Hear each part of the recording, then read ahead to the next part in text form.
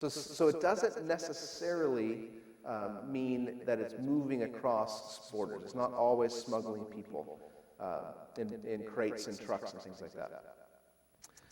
All right, fourth myth is that there must be sex. Now, certainly, and maybe rightly so, the issue of trafficking that seems to capture people's interest and pain the most is the issue of sex trafficking, even particularly when it has to do with minors. And I get that, I understand that, but most of the majority of human trafficking cases in the world are actually labor trafficking, not sex trafficking. Sex trafficking receives the majority of media attention.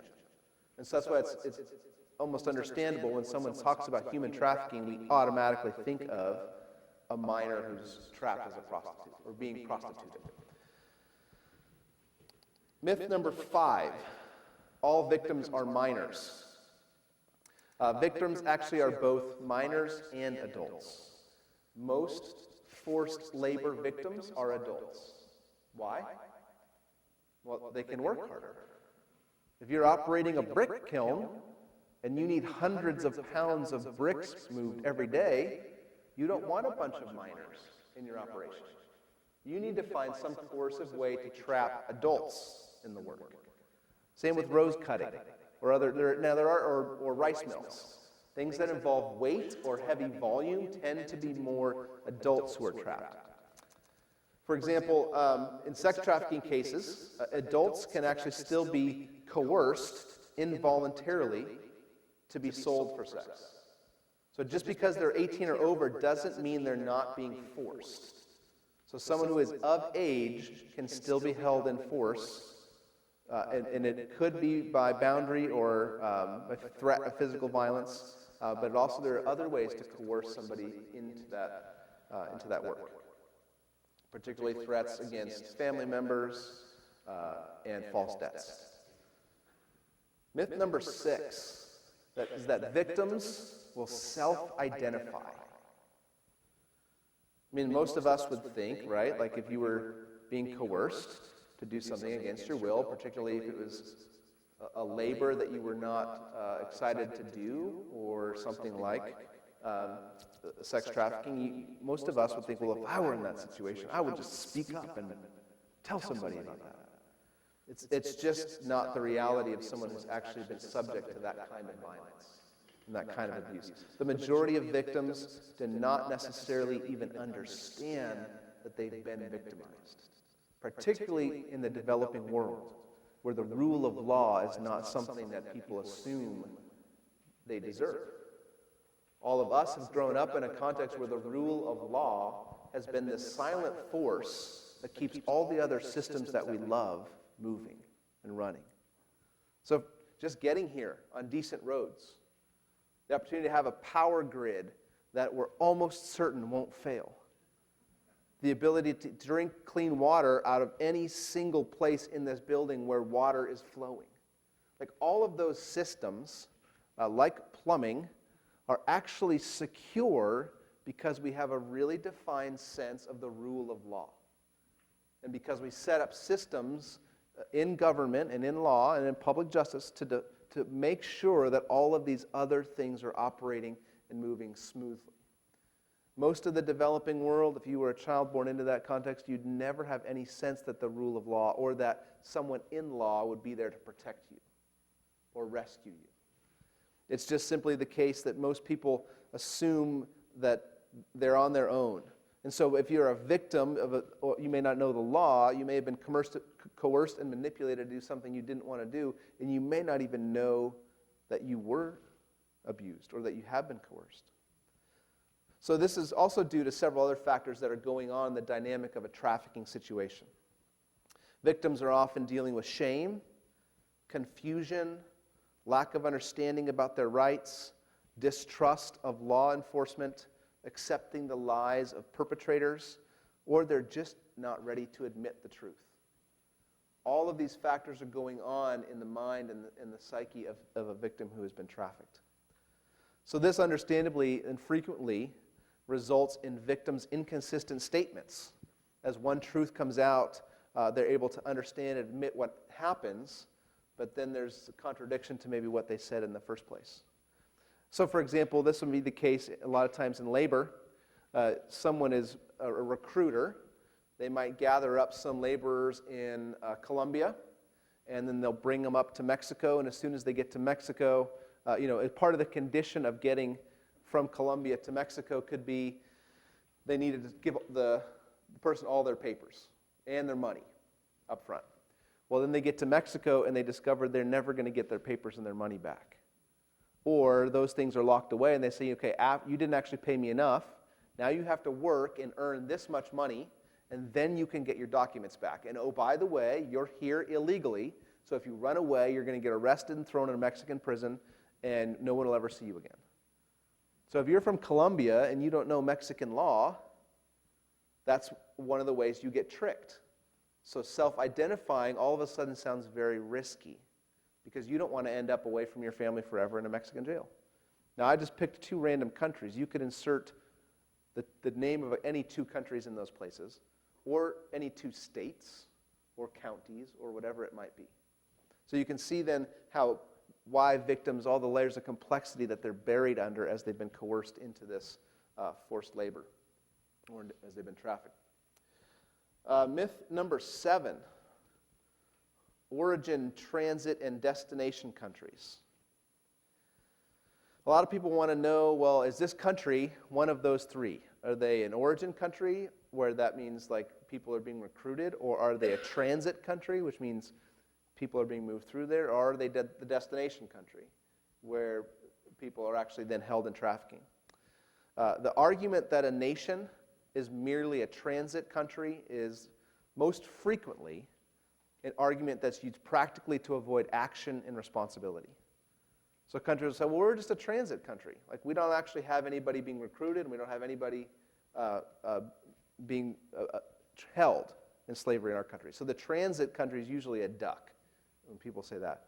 But what you need to know is that every country in the world right now, every country is an origin, transit, and destination country. So to categorize it that way is actually just not realistic or helpful for the conversation about modern-day slavery. Because, again, traffickers see a world without borders. They don't necessarily care which border is where. Because also most countries in the world have some kind of constitution and rule of law. And most of the places, every country in the world has some kind of law that prohibits kidnapping, extortion, coercing people into this type of work. The problem is not whether you're an origin, transit, or destination country. Usually the problem is on the enforcement of those laws. Number 8. There must be chains and beatings. One of the big myths, because that's again, where is the picture of chains and beatings connected to slavery? That's in our history. That's in U.S. history, the understanding of slavery during the 1700s, 1800s. Most of the time in the world today, traffickers don't want to chain or beat their slaves. One is it's too hard. 2 is a slave who's beat can't do what you expect them to do. Now, the beatings happen if someone tries to run away. And modern-day slave and traffickers are exceptionally good at making a show of injuring severely one person in front of others to use that coercive use of violence to hold others down and keep people trapped in fear. The chains of the modern-day slave are fear, not actual iron chain links.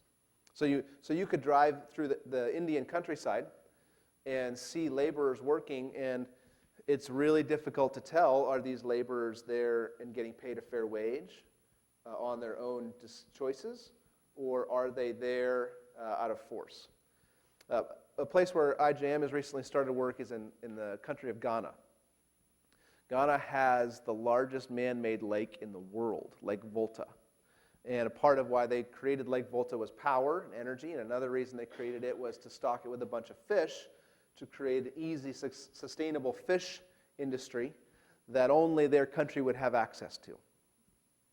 Sounds like a good economic idea, right? So the problem is, for a country like Ghana that actually considers itself very rooted in Christian faith as a Christian country, If you were to go out onto Lake Volta during the peak season of the fishing industry, it could be as many as 10,000 workers. Now, from the outside, that sounds really great. Like, that's a lot of economic productivity in life.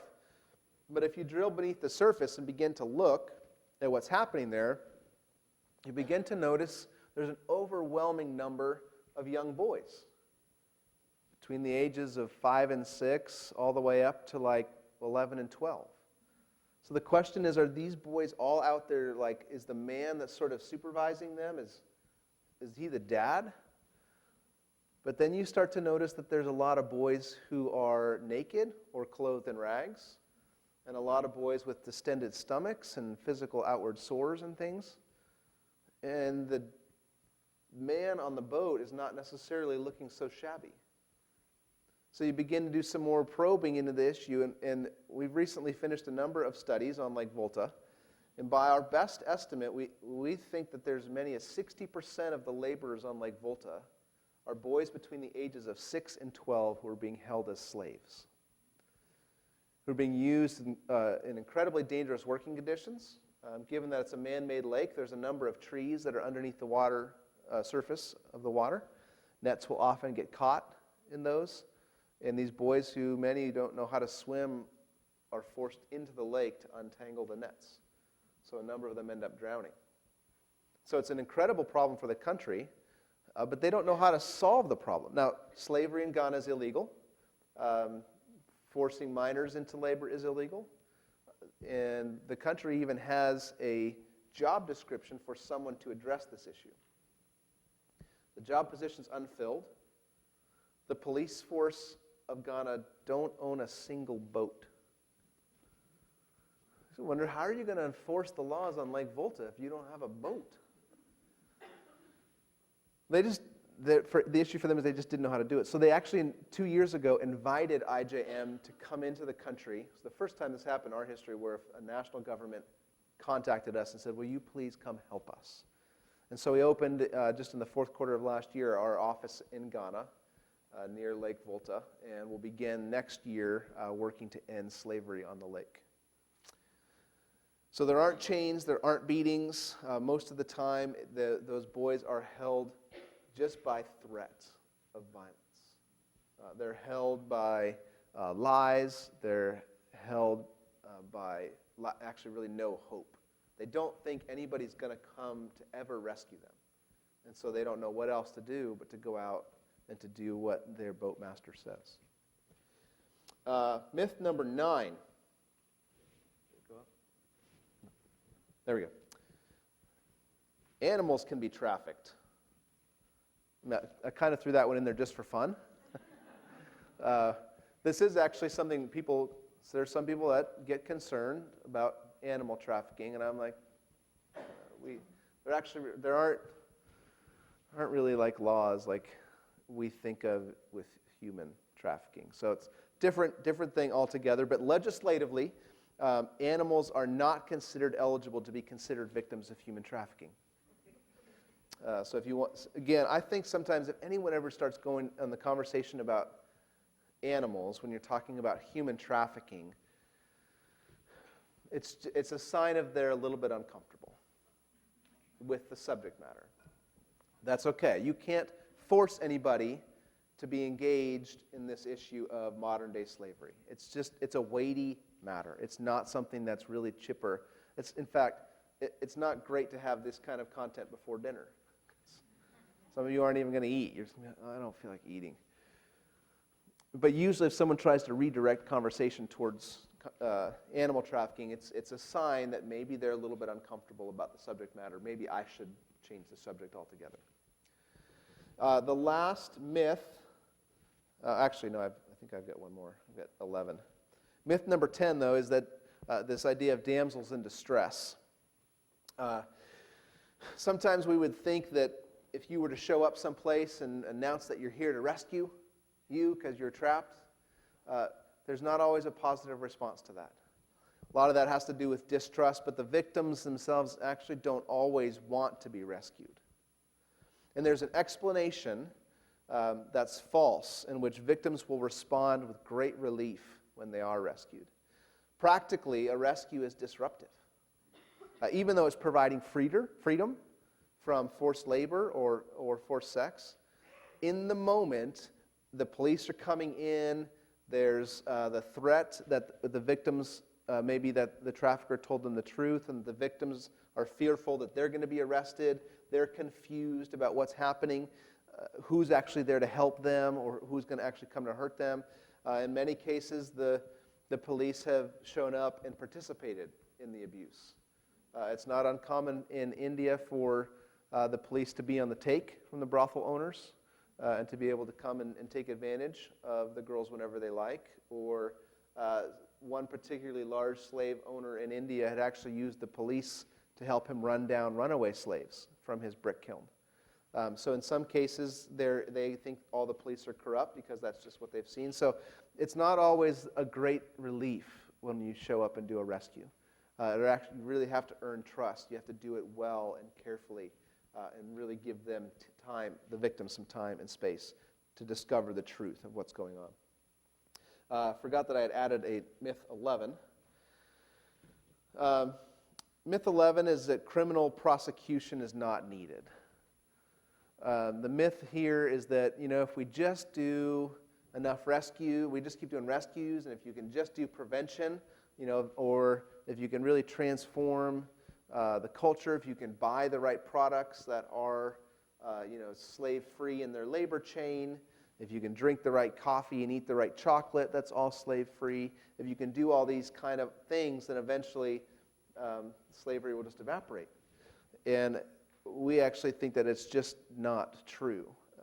Many approach the solution to human trafficking with sort of, if you just do all these other things.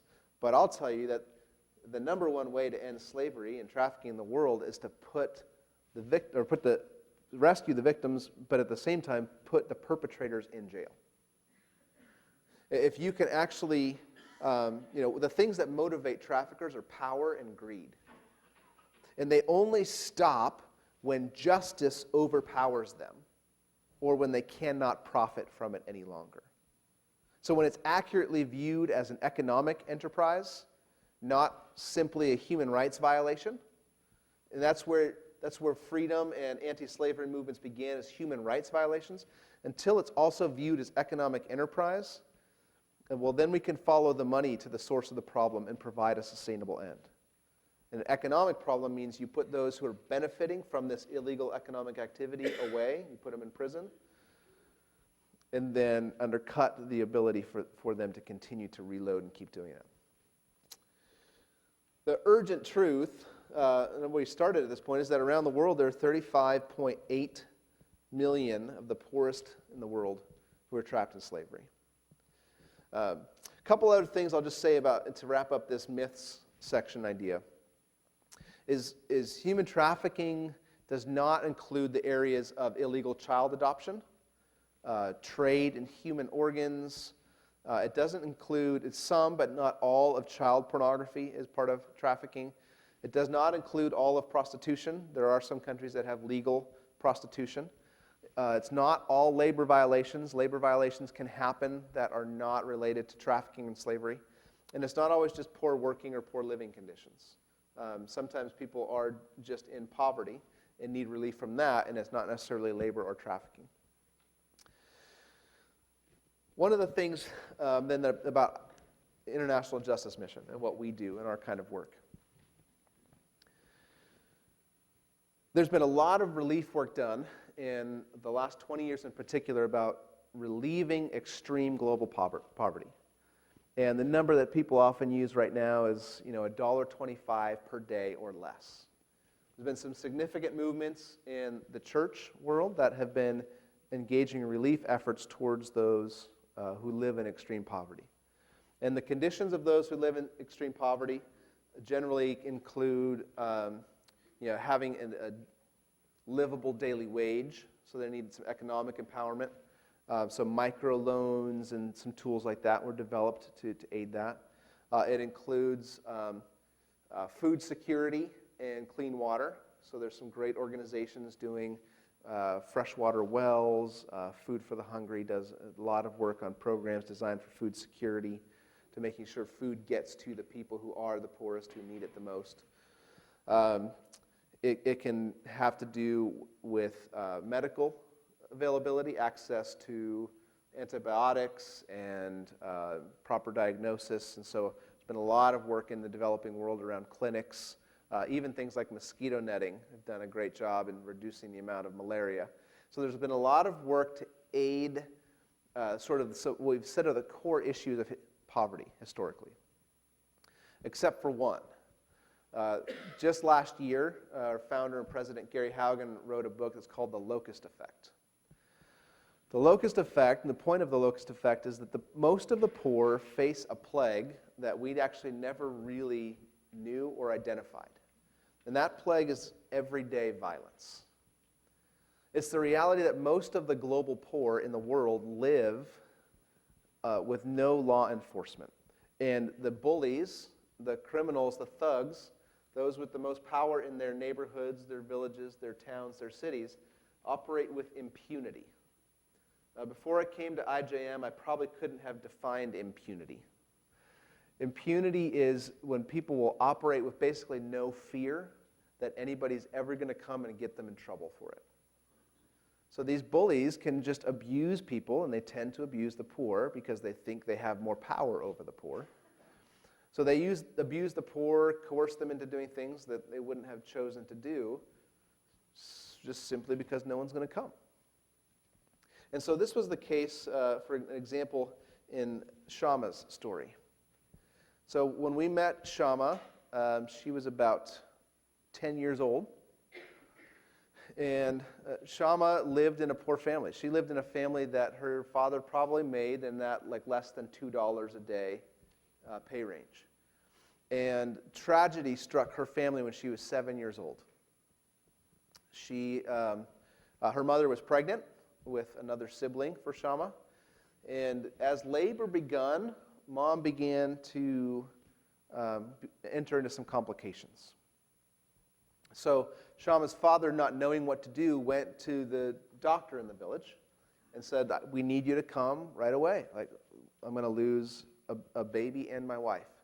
And so the doctor said, "Well, I'll come, but you need to pay up front for it, $35.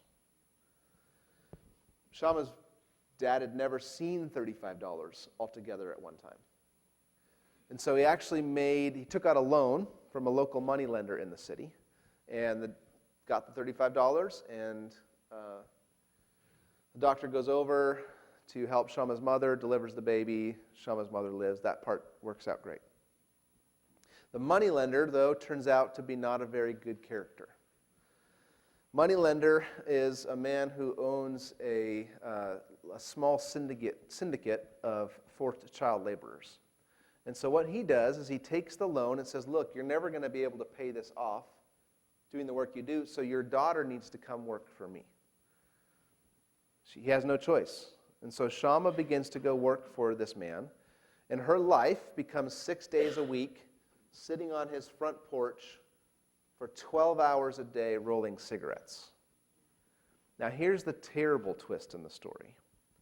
Every time Shama breaks to eat some of that man's rice for lunch, a 15-minute lunch break, she's charged. Every day she misses for any reason at all, she's charged. If she doesn't roll 2,000 cigarettes in a day, she's charged and beaten. So by the end of a year in it, Shama's debt is larger than when she started, and only going to grow larger.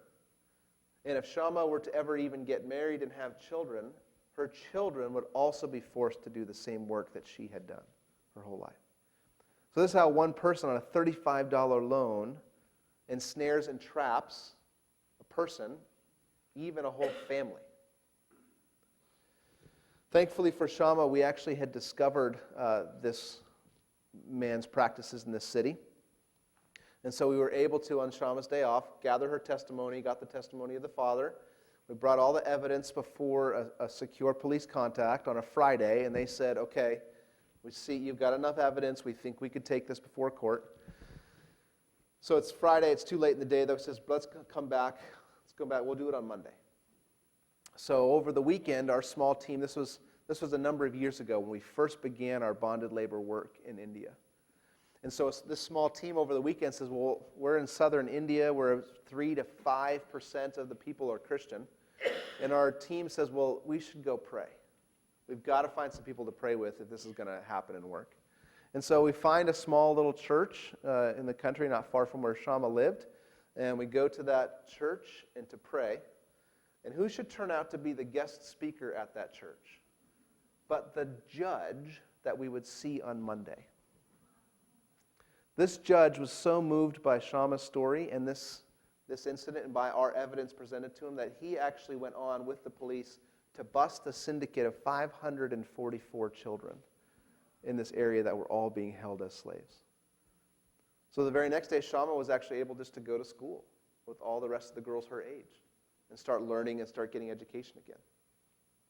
So we actually can make a difference in fighting slavery, and it's worth doing it. You can get overwhelmed by the numbers and the statistics and those kind of things, but it's actually possible to make a difference in this. IJM takes this approach by doing 4 things. When we're trying to end something like human trafficking, the first thing we've got to do is, so we have our investigations team. Investigators either hear of a story and then do the investigation. Sometimes it includes undercover work, infiltrating brothels or infiltrating labor camps or whatever it might be to gather the evidence so that we can actually have a case. Once our investigators have done that, the second thing we do is bring it to secure police contacts. Because when we're operating in any country, none of us, unless we're deputized as police officers, none of us have the authority to make an arrest. So we always work with trusted local police to enter in to the establishment in order to rescue the victim and hopefully apprehend the perpetrator. Third thing we do then is we actually see that case go all the way to completion. So we'll fight for convictions of those who are doing this trafficking, hopefully putting them in jail.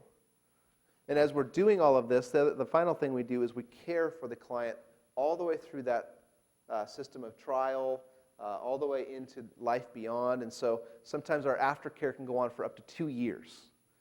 For example, you can imagine if a family's been entrapped in slavery for decades, maybe even the whole life, the idea of being able to freely go to a market and know what to buy when you have some resources, or actually how to find a job in the future. For someone who's never interviewed and might be a parent and in their 30s, how do you find a job so that you won't be coerced or tricked into slavery again? So all of this training can take up to 2 years. For girls or young boys who are trapped in the sex industry, therapy can take many more years than that. Our studies have shown, or actually I should say our partners, it hasn't been an IJM study, but our partners who really are invested in the aftercare side of this thing say that when someone gets stuck into a sex trafficking situation, they'll actually stop developing mentally and emotionally. So if a girl has been in it since she's 12 years old, if you rescue her when she's 18, mentally and socially, developmentally, she'll still be 12. So to be able to actually help them recover and grow to maturity. And we have now, since we've been doing this work, and IJM was started in 97. We started casework like this in 2004, particularly around trafficking issues. We actually have a lot of great success stories of young women who have gone into been all the way through our recovery program. They're now majors. They've actually been married. They have a family, and they're working really good jobs. So we've been able to track with, and we're still every client we've had, we still keep in touch with. We're able to contact about 95% of our clients that we've worked with. And since 2004, that's over 18,000 people that have experienced relief from our work. I want to tell you one more story about how this works. And so when we do the investigation, we do the rescue, we relieve the victim of that, of the violence. And then second, we walk with them through the restoration. And then third, we prosecute the perpetrator. As we're doing all of this evidence, we actually learn where the breakdowns in the system. Like, how do you systematically change a whole city or a whole country that's engaged in where there's a high prevalence of human trafficking? Best example, so as we're learning this, we figure out what are the places we need to, like, what mechanisms do we need to do in order to change it. The best example of this is what's happened in the Philippines, in the city of Cebu. So our office in Manila, which is on the largest island, is the capital of the Philippines. That office had been doing a number of different types of casework, but nothing in the sex trafficking world. And Project Lantern was actually a grant from the Gates Foundation. They gave us it was like $5 million spread out over 4 years. And we did something we think that no one has ever done before. And that was before we entered into Cebu. And in 2007, Cebu was known as a destination for sex tourism, particularly if you wanted to violate a minor. So we did an assessment. We actually hired an independent auditor to do an assessment of the number of minors available for sale in the commercial sex trade. So they went out, they did their assessment, they came back and reported the numbers to us. And then our goal over the next 4 years was to rescue 300 minors, to detain 100 traffickers, and to have a 20% reduction in the minors that were available. And again, as we're doing this, we're rescuing the individuals, we're bringing the cases to trial. After the first 2 years of frustration, the regional court in Cebu realized these cases weren't moving, so they created a fast track for these particular kinds of cases, minors trapped in sex trafficking. Once they created that fast track for those cases, the convictions began to mount up. We began to see some good things, but the end of the 4 years came. We counted up. We had rescued about 330 girls. We had over 100 traffickers who were either awaiting trial or convicted, so we were close on that goal. But the huge surprise came when the auditors went back in and tried to find minors who were available in the commercial sex trade. So in 4 years in one city, we saw a 79% reduction in minors available for sex. To me, that's just an example of God's desire to make this kind of stuff stop in the world, and some really good, persistent cooperation. Talented people, I would say, on our staff, but consistent, disciplined, focused work with trusted police sources and contacts within the government. And so successful was this program that the Philippines said, would you do us a favor and repeat the same thing in Pampanga? Pampanga, some of you might know, is the city where Clark Air Force Base used to reside. When we vacated Clark Air Force Base, the Philippines declared it an economic trade open zone. Their dream was that Pampanga would become the second Hong Kong. What happened, though, is when the military police force left with all of Clark Air Force Base, impunity reigned. And so sex trafficking in Pampanga quadrupled within about 12 to 18 months after the U.S. military left. So instead of becoming an economic free trade zone, it became another sex tourism destination. So they asked us again to repeat what we did in Cebu up in Pampanga. So that program is underway right now. So hopefully in about 2 more years, I'll be able to give you an update on the success that we've had there. What I can tell you is when I visited Pampanga last year on a trip that I was able to go on, you could drive down the main strip where all of these brothels are, and about every 6th building you'd see a big yellow sign on the door and a padlock and chain on the front of it, which was a closed down establishment. The big yellow poster pasted on the front of it, declaring this place is closed for breaking the law, trafficking in minors. So we are actually making a difference in this. The odds are overwhelming. And I'll tell you that it can't be done without a massive amount of prayer. It needs a lot of financial resources.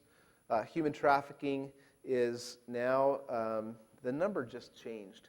So Michelle might even know better, but globally it's estimated to be the 2nd largest criminal enterprise in the world, behind only drugs, but just barely and growing fast. And I think right now the estimate is that it was a 32 to $35 billion industry, just primarily in abusing people for labor, cheap labor. So there's a lot to do. There's a lot of ways to engage it. Tomorrow, as I understand, are the more practical things that you can do. So I'll just leave that out as kind of a teaser, a little cliffhanger for you. Or some of you might have specific questions of that. I guess after dinner there'll also be some time for questions. Let me just finish with this conclusion about human trafficking. So if the estimates are true, that even conservatively, and say we take the high end for like the U.S. number, and because you're going to hear in a second, Michelle's going to talk to you about what's happening in state or even in our backyards. 99.8% of trafficking victims are not in the United States. But the vast majority of money is invested here to fight trafficking. So we actually are not the best country in the world at fighting it, and we still have ground to go. So that means in the international scene, it could be pretty bleak. The U.S. doesn't have a serious human trafficking problem, but we do have trafficking in our borders. And slavery no longer succeeds as a system in the U.S. We need to tackle slavery in the world everywhere it's set up as a system. If we can fight the system of slavery, the numbers of people who are trapped in violence will just begin to topple. So it's not over here completely. It's over as a system, even though we do have trafficking still in place. It's not perfect, and you'll hear this when Michelle comes up, like what we're doing still isn't perfect. We're still learning how to do this. But we need to keep attacking, we need to keep our mind on the places where globally is slavery, where can we really have the most significant changes for the least amount of money. So IJM, which is I think this year we'll pass $45 million for our global operation, 700 global staff. 95% of our staff are nationals in the countries where they serve. 100% of our staff are Christian.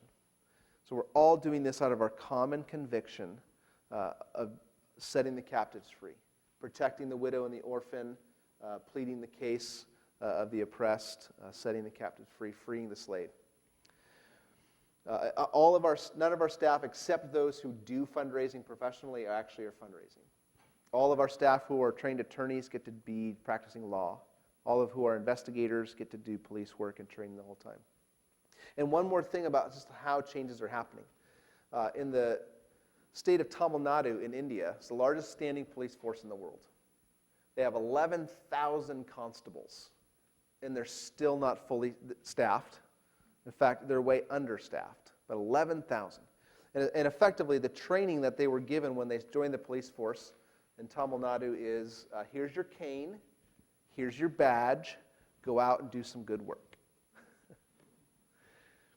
So as we've done our work on bonded labor slavery in Chennai, and some of our work also in neighboring cities in Mumbai and Kolkata, and some of our work now in the north out of Delhi, Tamil Nadu has actually asked us if we would train their entire police force on how to do things like common policing things. How do you gather evidence so that you don't just destroy a scene? How do you actually recognize when there might be a crime taking place that you should intervene? So this is what we face constantly in this battle against injustice in the world is the sense of just overwhelming need. Our whole staff in Chennai is probably 30 people. So we don't know how we're going to train 11,000 police officers. It seems impossible. Overwhelming need. There are 35.8 million people. Probably next year, Walk Free will come out and say it's more than that. Like their research keeps getting overwhelming need. But what we keep seeing over and over again is with God's faithfulness and people going to Him in prayer, in long, disciplined, focused work, We just keep chipping away at it. And one of the things we've also learned in putting traffickers in jail is they keep thinking we'll go away. They seem to think like Westerners show up and they do good for a little while and they leave. Frankly, this is what they've seen the church do in a lot of situations. But what we keep asking for people to do is just to join us and partner with us in prayer or financially or in lots of other ways. But just commit to do this work of justice as a long-term endeavor. This issue is going to stop being a hot-button issue someday. And the next hot-button issue is going to rise up, and there'll be another forum on that hot-button issue. So we're committed to seeing slavery end in this generation. By this generation, I mean all of us who are alive today. We just need to be laying the groundwork to put a major dent in those numbers. So I hope that you'll join us, and I hope one of the things that I love about the setup of this forum is we're always encouraging groups and individuals and churches to think about how you have a global and local expression of doing justice, a global and local expression of fighting human trafficking. So I thank you all for being here. I hope that that was helpful and informative to you, and you'll, I think, hear next. So we'll stand up, do a quick stretch break, restroom if you need to, and then we'll have Michelle come up.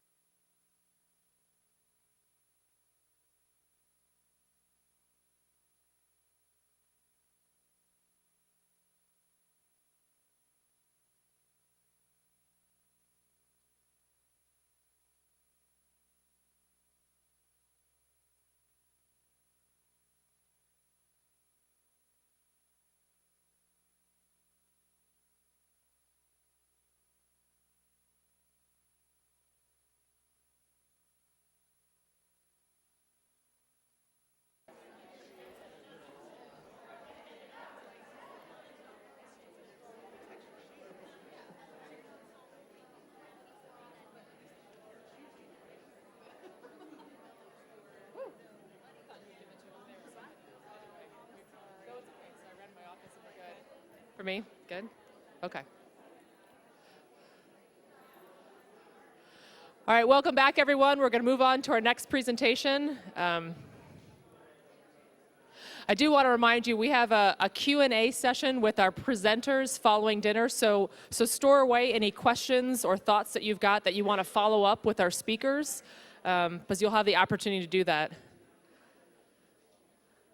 And now I'd like to introduce to you Michelle Trampy from Central Virginia Justice Initiative, and I'll let her take it away.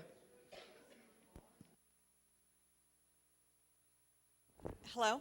Okay, great. Well, thank you for inviting me to speak today.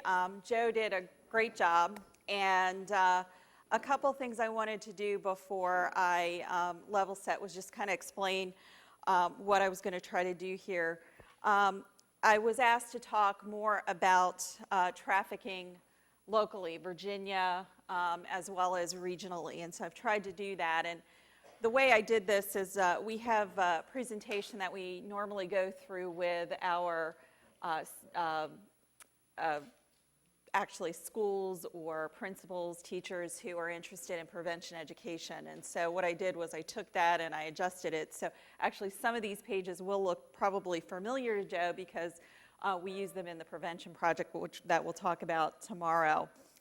The other thing is Joe gave you some great numbers. There may be a couple of differences in the numbers. I haven't updated mine for most recent, but I was going to do that real quick, but decided not to because you can see differences in terms of 1 year to the next. So I'm with the Central Virginia Justice Initiative. We'll talk a little more about that in a few minutes, but I really wanted to start off here with just a quick story. In 2013, a person named Keek Sherrod Sweeney was arrested in Stafford County, Virginia. Now, Stafford County is not Washington, D.C. It's not even Northern Virginia. Mr.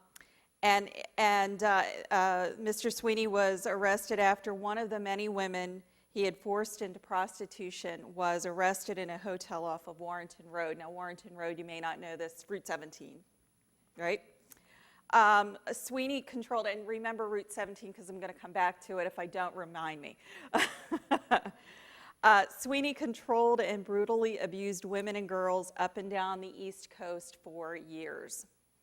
In February 2014, he was sentenced to 24 and a half years in prison for his crimes. I'm going to tell you, we're starting to see more and more sentences of that length and duration as I think judges and others are starting to understand it more. So what I want to cover today is really Central Virginia Justice Initiative, who we are, what human trafficking is. I'm not going to duplicate what Joe talked to you about. I think it'll sync up actually really well. How it's happening. I want to talk about demand too. That's something that doesn't get focused on a lot, demand, but we'll never be able to really fight this if we don't talk about demand, and we need to talk about it openly and honestly with ourselves.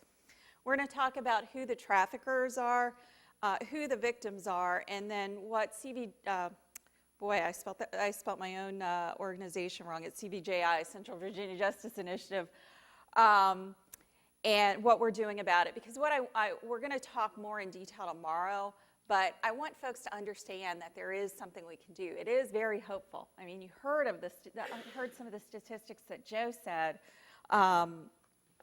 earlier. And it can get overwhelming. You're going to scratch your head with some of the stories I'm going to give you. How could this possibly happen? How could it possibly happen in Virginia?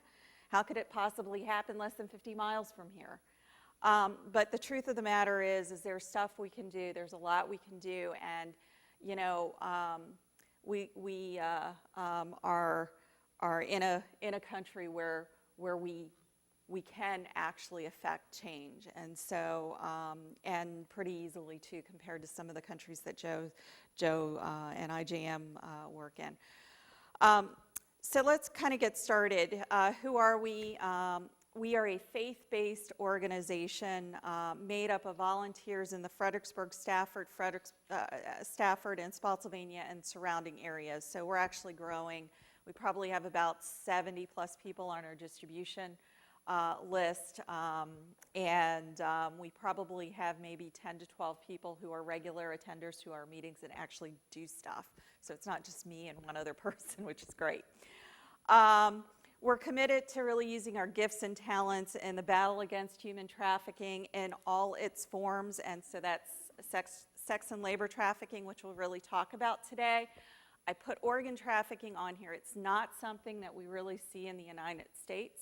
It does happen other places. What I'm being told by law enforcement is that it's a line that in Western Europe and the US, it's just a line that our criminals won't cross at this point. But we put it on there because we certainly want to be on the lookout for it. But locally, regionally, nationally, and internationally. So fighting in one jurisdiction, you'll see as we talk, you may get ahead of something in one place, but they'll just move out. So why don't we move on? So why are we doing this? Advocating for the oppressed runs from the Old to the New Testament. We all know that. And our faith assures us that our awesome God is unbiased. He takes no bribes. He justly treats the orphan and the widow, and he loves the resident foreigners, giving them food and clothing. He's not only concerned about those who are in the church, but his compassion extends to those who are without a shepherd. That's why we're doing this. This isn't Michelle Trampy defining justice. It's God's heart for justice. That's why we're here. We'll start with some definitions. Joe did a great job, but we'll talk a little more specifically. Human trafficking is a form of modern-day slavery. Don't let anybody tell you it's not, where people profit from the control and exploitation of others. So fraud, force, coercion are very, very key. In simple terms, you can say it's the exploitation of vulnerability, and I'll give you some examples as we move along that will demonstrate, not just nationally, but really more here locally in Virginia, how victims are being exploited. So let's get started and talk a little bit about sex trafficking. Okay, it's a commercial sex act induced by force, fraud, coercion, remember those words, in which a person performing the act is, or sex in which the person performing the act is under the age of 18. So you can have adults who are forced, you can also have minors. Some of the areas that we actually see this occur, street prostitution I think is the most common folks think about, but also strip clubs, exotic dancing bars, massage parlors, residential brothels, escort services, and truck stops. So I want to just talk a little bit about truck stops really quickly. Folks tend to look at me strange when I say truck stops. And what happens is the traffickers will bring the victims to a truck stop and they will sell them to the truckers. Now, there's actually an organization that has grown up out of this, Truckers Against Trafficking.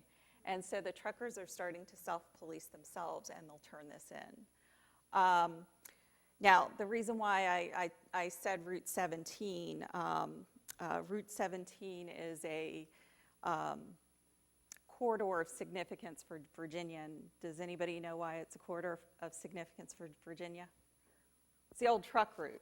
And so you have the big trucks that will go from the north and will go down to Hampton Roads area. They do this to avoid going down 95 because if not, they have to go to 95, go down to 95 to Richmond, and then cut over I-64. So going back to when we spoke about the first person, Mr. Sweeney, who was prostituting girls up and down the I-95 corridor. That's certainly an area, and I'll show you a map in a few minutes. It's not a coincidence that Route 17 was one of the places where they caught him. Moving to labor trafficking, you know, I'm not going to belabor this. Joe gave a great definition, explained what it is. But you see it here in the U.S., domestic servitude, restaurants, industrial cleaning and janitorial services, some construction, some migrant workers, peddling and begging rings, and some factories. Now, what I will talk to you about is the peddling or begging rings. We started seeing this in our area, but I saw it when I lived up in Northern Virginia and D.C., and I've seen it in Richmond too, where you go to the gas station and you go to fill your tank up with gas, and then somebody will come over to you and they'll ask you for money. And if you're observant, you look over to the side and you see that there might be a person over there watching. That's something locally that we're starting to see now in the Stafford, Fredericksburg, and Spotsylvania area. Now, we're very fortunate, and I will tell you, when I use the term sheriff's office in my part of the state, sheriffs do both the policing as well as the jails and everything like that. So you can think of it as sheriff as police and those folks. But the sheriff's office in our area actually, they are very familiar with trafficking. They actually train the folks who are just the regular traffic police to recognize the signs. And so I was at a luncheon and somebody asked about this it was actually a Spotsylvania County Sheriff's Office detective. And he said, all you really need to do is call them and tell them what you see. You don't need to stay. They'll prioritize it as a potential trafficking case, and they'll check it out. So what I would say, I had a conversation with Heather Harvamel. I'm not sure if Heather's here tonight. Oh, hi, Heather. I'm not sure if that type of training has actually happened here. I think it may not be, but she and I have talked a little bit about that's important that locally it's not just the detectives, it's the folks who are policing out in the community understand what they need to be looking for. Moving on, some of the statistics, I did not update these statistics. I didn't have numbers that I felt like I really could put in here yet. I did hear the $35.8 million number, I just didn't update it here. Worldwide, you know, $35.8 million slaves today, that's a big number. 300 million people in the United States. It's a big number. They're all not 30 million aren't here in the United States, but the United States is a massive country, so if you think about that, it's a huge number of people. It's the second largest and fastest growing criminal industry in the world. It is second largest behind drugs. It's about the same size, maybe it's past now gun trafficking, and it's the fastest growing. And anybody have any thought on why it might be the fastest growing? Yeah. Yeah. I mean, it's you think about it, the way we look at prostitution, we look at sex trafficking, most of us think of it and look at it as prostitution. And so, you know, it's, you know, normally they bring the victim in. She's not seen as a victim. She gets released and she goes back doing what she's been doing before. Unless they're willing to turn on their pimp or the person who's controlling them, whatever you want to call that person, it's really hard to get a case. Drugs, you sell a drug, you have to go back and get another drug, and the penalties for selling drugs are pretty stiff. So it's important that, that we truly understand what this is. Now, one of the other things, human trafficking rings are increasingly run by gangs. What I understand, gangs aren't a big issue in this part of the state. I will tell you that we have a number of gangs in our area. Law enforcement's been great at keeping them at bay, but in Fredericksburg City and the surrounding counties, we have the Bloods, we have the Crips, we have MS-13, and we have some homegrown gangs. One's called Pound Power, and the other one is the Goon Squad. And unfortunately, in our area, because we've grown so quickly, it used to be a very rural part of the state. I think you've got a lot of rural parts of the state around Winchester too. We've had really a difficult time having with just the general citizenry, even accepting that there are gangs in the community, even though we could drive around in a car and I could show you the gang tags. Increasingly run by gangs. Human trafficking cases have been reported in every state in the U.S., including Virginia. So we're not immune. And I use the 32 billion. It's probably higher than that billion-dollar number. It's more than the combined profits of Starbucks, Nike, and Google. It's big business. 100,000 American children are trafficked, and about 300,000, I've seen between 300, 400,000 are at risk each year within the United States. Center for Missing and Exploited Children provide us with those statistics. This is the map I find most interesting. Look, these are, oops. Why is that not coming up? I think I'm one behind. Oh. Okay. This is the map that I find the most interesting.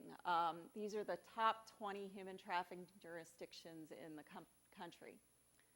Look at where the dots are. I sit on a transportation advisory group in my county. It has nothing to do with trafficking. So I learn a lot about transportation as well. And look at the corridor, the I-95 corridor. And then the bottom of the country and then up the side. And then St. Louis and Chicago in the middle. But they're using the country's highway systems for these purposes. What we're hearing from law enforcement and what we're seeing is that they'll traffic the victims up and down the I-95 corridor, and we actually do see that. Now, a pimp can make about 150 to 200,000 a year. They have about 4 to 6 girls. Some of these folks have more. Now, just in terms of relative size, in the county I live in, Spotsylvania County, average income's probably $69,000 a year, what these guys are making. It's about $10 billion annually in the U.S. And this is something we need to really think about too as a church, is there's a third of teens that are on the street will be lured towards prostitution within 48 hours of leaving home. 48 hours. So we're going to talk about demand, and we're going to talk about what we call the 3 Ps of demand, and there's someone at RJI who does this better than I do, but we're going to first talk about pornography. The statistic 1 in 5 are minors of the pornographic images. That came from Shared Hope International. Now, because of where we are relative to the DC, Northern Virginia area, we have a lot of FBI law enforcement who live in our area, and some of them are part of our group. And so I called one of them to say, is that the right statistic? 1 in 5, it just seemed kind of high. And they quoted that same statistic back to me. So 1 in 5. We go into this more with the prevention project that we'll talk about tomorrow. But if you think about pornography, there's a view out there that there's a stronger connection between pornography and trafficking than you might initially think. If you think about pornography and its potential addictive qualities, I think there have been some studies on that as well physiologically, that it's not a huge leap between pornography of adults to children to other things. I will tell you, as an employer, I've led hundreds of people in my job on accounting and finance for an insurance company by my day job.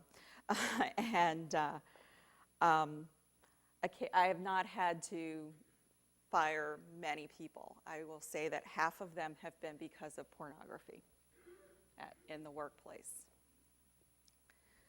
We'll talk a little bit about purchases. Purchases matter. We do support fair trade, which is a bit different than labor trafficking. But it's important that we think about where our purchases come from. I think there's been a lot of information over the years that's come out about certain companies not really paying attention to where their supply chains are and where their investments overseas. One company that actually got out in front and did a lot of work is surprisingly Ford Motor Company. Maybe not surprising if folks are familiar with the company, but they got out front and they looked through their supply chain.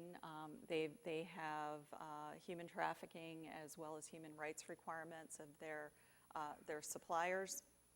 And they look through investments. They told me that investments are a bit harder to make sure that you're free of slavery and unfair trade practices.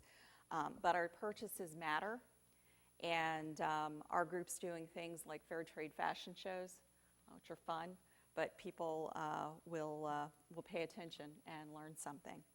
And the last is we put under Pitbull, because Pitbull's a rapper out of Miami. Most of you probably don't know who he is. I didn't know until I got into this. And so, music and pop culture, we'll talk more about this in terms of the prevention project as well.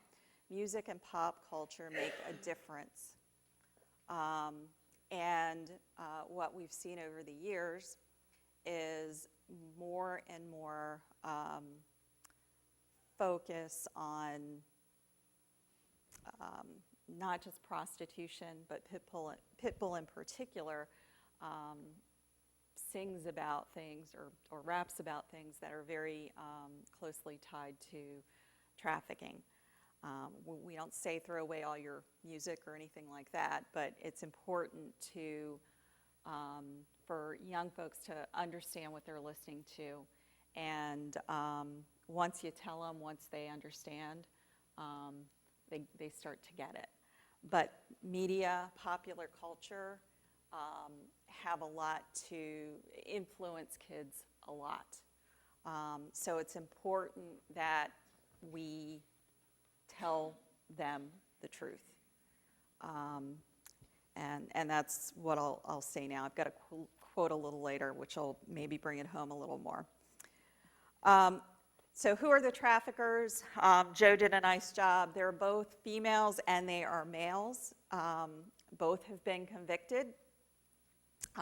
They're anyone helping in the entire process of trafficking. So recruitment, transportation, harboring, or exploitation, any part of it. Just because you're driving the car or to take them to a location, or just because you're harboring them, or you're just the recruiter. It doesn't matter. Anyone in that in that whole process is part of trafficking. Now, who are the victims? Oops. Thanks. Now, trafficked persons in the U.S. can be men or women, adults or children. Foreign nationals or U.S. citizens. Some are well educated while others really have no formal education. What I will tell you is that when I've gone to speak, particularly here in the last year, I get a lot of questions about immigration. I am not an immigration expert. I am not an expert about maybe what's happening with some of the kids that have come over the border.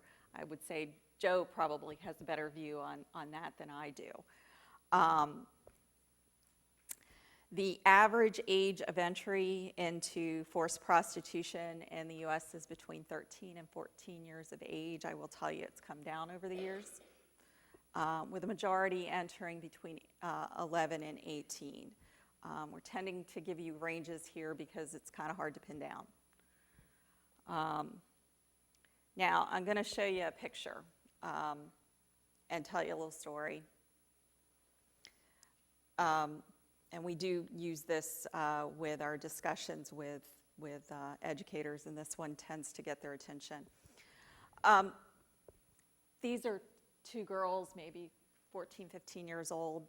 Looks like they're walking home from school, right? Well, they are. They're walking home, and they went to school that day. This is a surveillance camera photo from Fairfax County. These girls live at home. They went to school.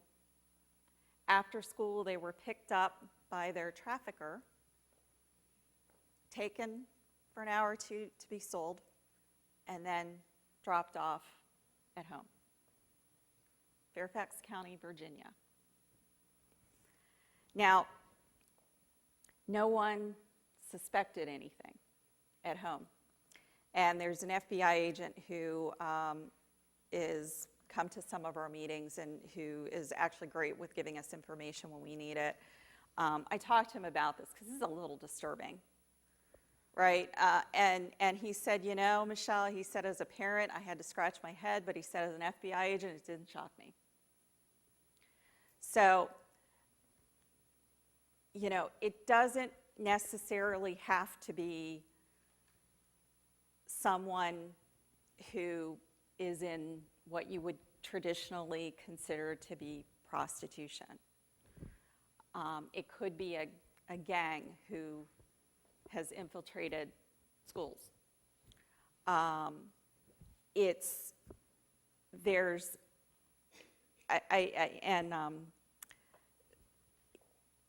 You have to look at the situation and be willing to look beneath the surface, and we'll talk about that both tomorrow as well as a little while. So I'm going to move on. Some common forms of human trafficking, familial trafficking. So this is when a parent sells their child into trafficking. Do you think that happens in the U.S.? Think it happens in Virginia? You bet it does. Survival trafficking. That's pretty obvious. Runaway needs to survive. Pimp control, pretty obvious. Gang control. You know, I think I'll stop here and give you a story. We've started to do training programs for healthcare workers because they're one of the groups that might see trafficking victims. And I got a call. There's somebody who's in our group. She's a nurse practitioner who also volunteers for the Fredericksburg Pregnancy Center. Now, Fredericksburg Pregnancy Center, just so folks understand, it's like a crisis pregnancy center, if you all know what that is. They don't provide abortions. They provide health care and support to mothers who need it. And she wanted us to come in and do some training, particularly the folks who are on the upfront part of, and will see people coming in the door. Now, I agreed because the more people I can give training to, the better, but in the back of my mind, and this is why even those of us who do this have to realize we don't know everything. But in my mind, I thought, well, you know, okay, the people up front probably makes some sense because somebody coming in the door to the Fredericksburg Pregnancy Center, they may not know what it's all about, but I would be thinking that the victims and their traffickers would want them to have an abortion. So I thought it might be more, you know, training in abortion clinics. But I went to I meet with sheriff's offices occasionally, and I was meeting with the Stafford County Sheriff this week, and the person, First Sergeant Grella, who works the stings. Stafford County actually is known as one of the no-no areas for traffickers because they've been so successful at both catching and prosecuting trafficking victims. The problem is, and the sheriff said this, the problem is they just go outside. One of the, and actually the sergeant to demonstrate, because they do these stings, showed me a text that he had back and forth with one of the victims where he said he wanted to meet her in Stafford, and she said, no, Stafford's a no-no. It'll cost you an extra $100. So, but I went to speak with him because we're talking about doing a hotel training program with them. And, you know, we're just talking, and I talked about the Fredericksburg Pregnancy Center, and we'd be doing some training, and the first sergeant said, oh, that's great. And I said, well, they don't give abortions, and he said, no. He said some of the traffickers, and this is what, you go back to the exploitation of vulnerability. I was shocked to my core when he said this. Some of the traffickers, some of the pimps will intentionally get the victims pregnant and for them to have the child so that it is one more vulnerability for them because they're going to have to provide for that child. I was shocked to my core when he said that. The person who was with me said my mouth was open.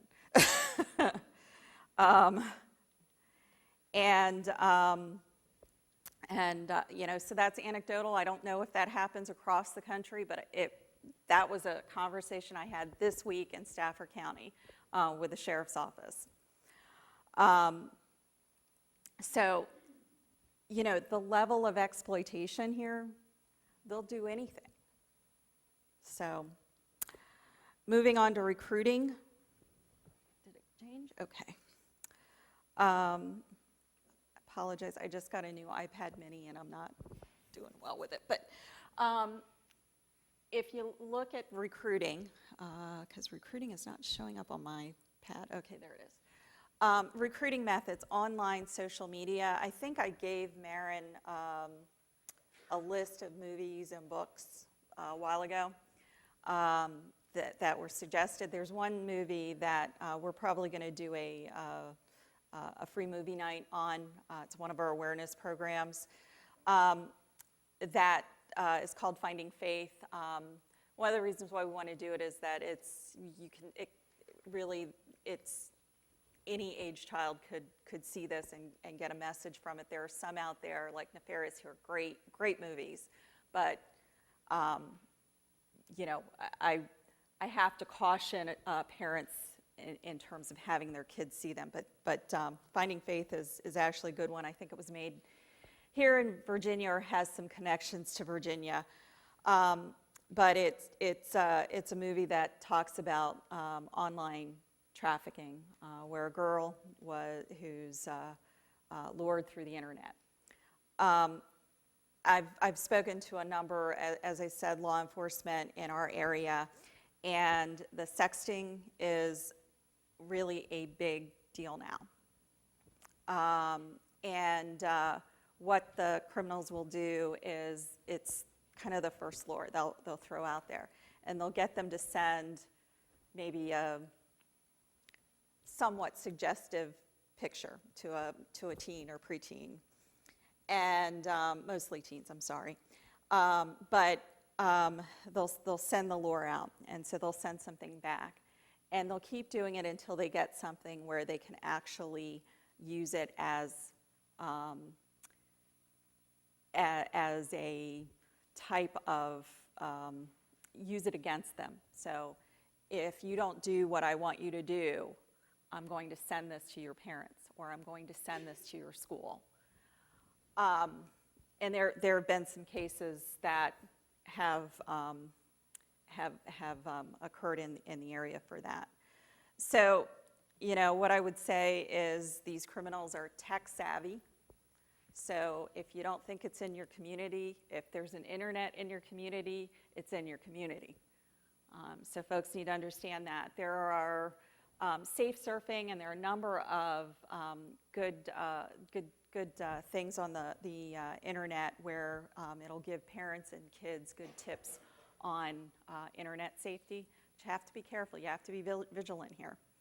Malls, there's a mall near us, and our county sheriff's office has told us that's where some recruiting's being done. They actually do monitor that.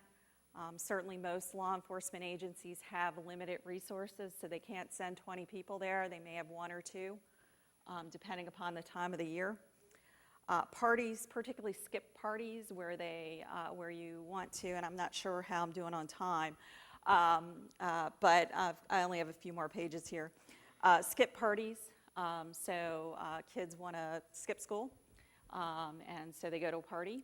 And what was interesting is a parent who was in our group. She had just moved to the area from, I think it was Washington State, and her 13-year-old had wanted to go to sleep overnight at someone's house. I'm only telling you because it's kind of related.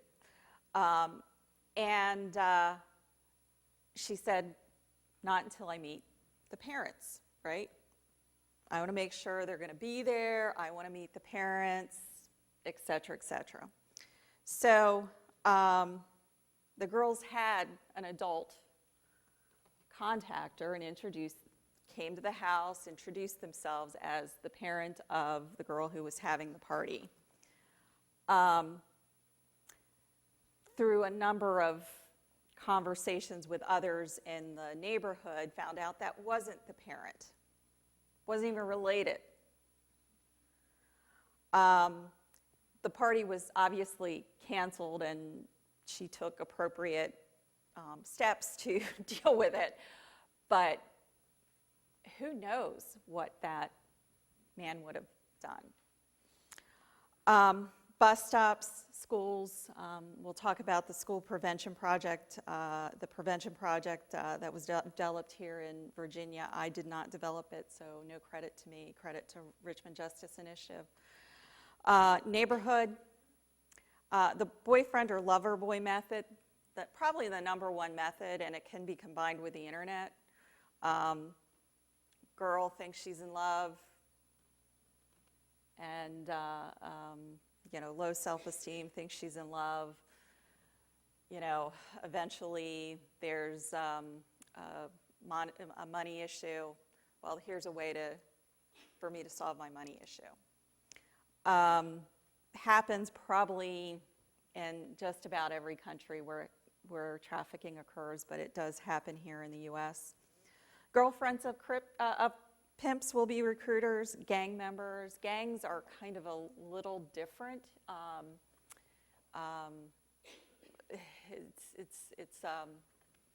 won't belabor this, but it will just look a little different because of gang initiation and things like that. And then, of course, abduction certainly happens overseas, does happen some here. I didn't think that was the case, and then I talked to again, the person in the FBI who works or who comes to our meetings, and yeah, it does. So, not to the extent of maybe other countries, but that can happen. So, common theme: false promises, preying on vulnerability. So you think you have a 13, 14-year-old girl, right, going from high school into middle school. I know what it felt like. You're scared. Your best friend gets a boyfriend. You don't have one. You're going through your awkward years. People can prey on it. When I talked to Captain Pierce at the Spotsylvania County Sheriff's Office, he told me, he said, these guys can be in the mall. They can see a group of girls, and they will know the one girl that will go with them. So. I'm going to move on. Quote from Holly Austin Smith, who's a human trafficking survivor. I think does a lot of work with IJM and RJI. But I love the quote. Traffickers will target teens who are influenced more by the media, so that's why I covered the media, than by positive role models at home. More by the media than positive role models at home. Doesn't mean there's not a positive role model at home. It just means they're more influenced. And the person I talked to you about, who's 13-year-old, wanted to go to the party, she said she has 2 daughters. She has one who's not influenced at all, does her own thing, doesn't seem to be influenced at all. That 13-year-old, that's the one she has to worry about. So the human trafficking facts, Joe said this, victims they often don't immediately seek help or self-identify. Lack of trust, self-blame, specific instructions or threats by the traffickers. They're okay until they misbehave, right? Or they don't do what the traffickers want. And then you don't want to be that girl of the 4 to 5 that they make the example out of, or boy. Because I also want to say the myth is that it's all girls. It's not. We don't think we have good numbers. A lot of times it says 80 to 20, 80-20 girl, boy, but we just think because of the shame and other things involved that the numbers actually may be much higher from the male perspective, so I tend to not put that on slides because we don't really feel like we have a good number. One thing I will tell you that when I've talked to the FBI about this, we have someone who actually does a lot of work on this in the FBI, who's in our group, and he's told me, he said, we can find beds, we can find places to take girls, we can't find places to take boys or men who are trafficking victims because everything's geared towards, towards female domestic violence and things like that. So that is a need. Now there's a couple in North Carolina is actually starting a restoration program that is specifically for men and boys. But I just wanted to relay that because he's been pretty adamant that that's an issue for him. Trafficking victims can come from a range of income levels. Most people think it's poor. It's not. Many can come from families with higher socioeconomic status. The most dangerous myth, and this is Fairfax County Police Detective Wolf, says it doesn't happen in my community. As I said, you may not have a large abundance of it, but if you have an internet.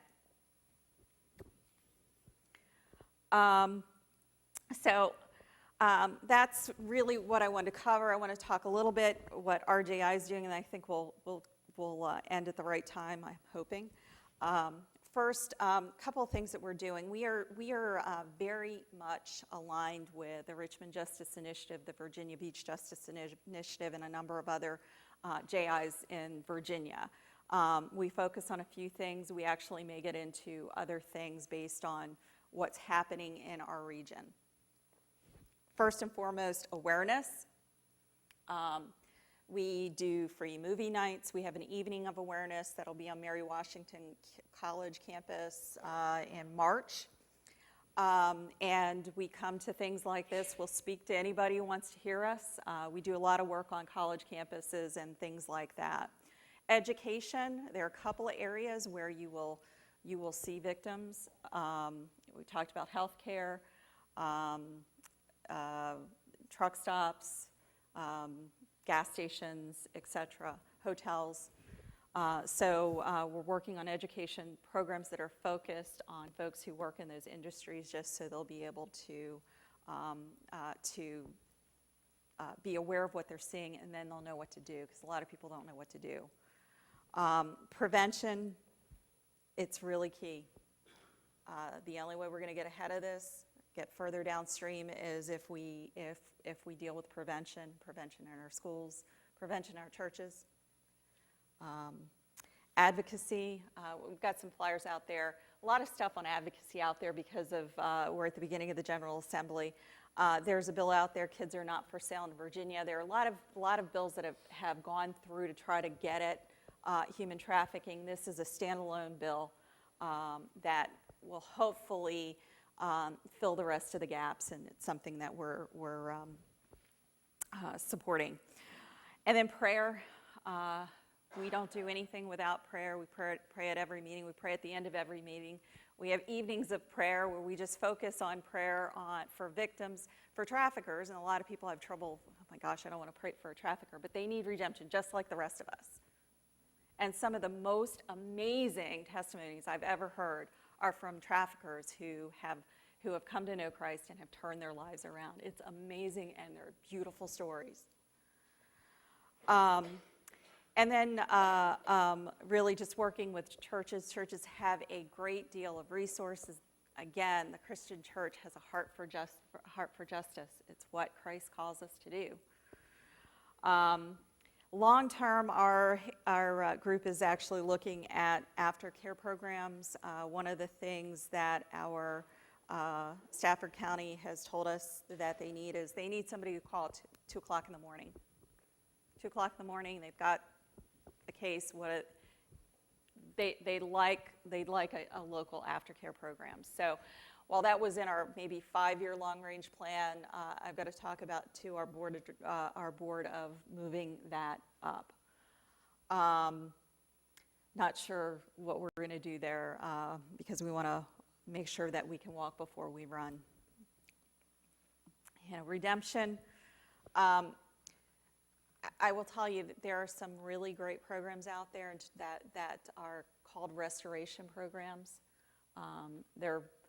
The ones I know about are Christian restoration programs, and again, amazing stories of how a love for Christ can turn people's lives around. It's a quote from Jeremiah, but I didn't know if I guess we're going to take questions at the tables. The last thing I wanted to do was put this up there. There are the little orange stickers out there that have some of the signs of trafficking, the look beneath the surface.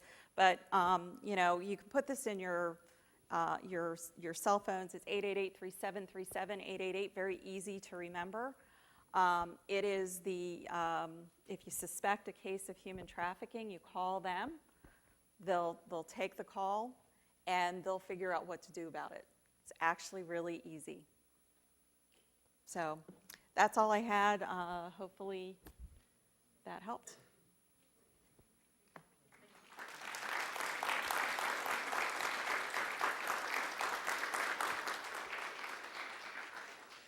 Okay, so at your dinner tables, there are some questions to generate some discussion, and then they can ask you questions after dinner. There's gonna be sort of a Q&A panel with our presenters. So if you would like more information, so for dinner, if you would enter by the far door, we'll open it up, and then come out the near door. Anything else you need? Any information?